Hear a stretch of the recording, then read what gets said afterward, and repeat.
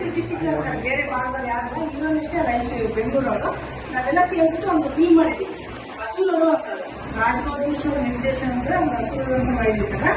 ಈಗ ನಮ್ಮ ಭಾಗದವ್ರು ಕಲಾವಿದರಿಲ್ಲಾಗ ಈಗ ಬೇರೆ ಎಲ್ಲ ನೋಡ್ತಾರ ಏನೋ ನೋಡ್ತಾರೆ, ನಮ್ಮ ಒಂದು ತೋರಿಸಿ ಹೇಳೋಣ ಅಂತ ಹೇಳ್ತೀವಿ. ಎಲ್ಲರೂ ನಿಮ್ಮ ಮೊಬೈಲ್ ಯೂಟ್ಯೂಬ್ನಾಗ ನಮ್ಗೆ ಅನುಕೂಲ ಆಗುತ್ತೆ.